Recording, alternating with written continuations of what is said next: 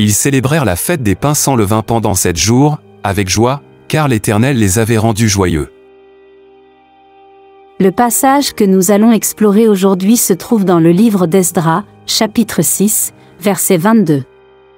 Il dit, « Ils célébrèrent la fête des pains sans levain pendant 7 jours, avec joie, car l'Éternel les avait rendus joyeux. » La fête des pains sans levain, également connue sous le nom de Pâques, est une commémoration importante pour le peuple d'Israël. Elle rappelle la libération des Israélites de l'esclavage en Égypte, telle qu'elle est racontée dans le livre de l'Exode. Pendant cette fête, les Israélites mangeaient des pains sans levain pour se souvenir du départ précipité de l'Égypte, où ils n'avaient pas eu le temps de laisser lever leurs pattes. Dans le contexte du livre d'Esdras, le peuple d'Israël est revenu d'exil à Babylone pour reconstruire le temple de Jérusalem, qui avait été détruit.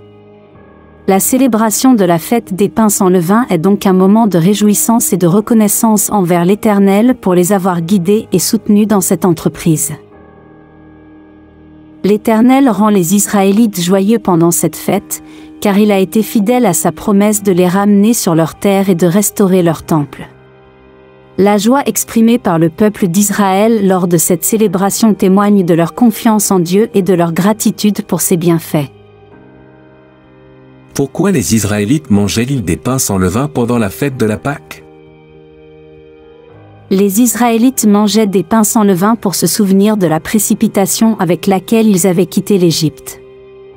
Le pain sans levain symbolise le fait qu'ils n'avaient pas eu le temps de laisser lever la pâte avant de s'échapper de l'esclavage égyptien. Quel est le lien entre la fête des pains sans levain et la reconstruction du temple de Jérusalem?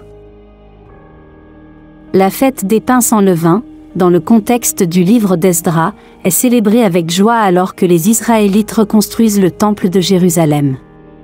C'est un moment de réjouissance et de reconnaissance envers l'Éternel pour les avoir guidés et soutenus dans la restauration de leur temple, et pour les avoir ramenés sur leur terre après l'exil à Babylone.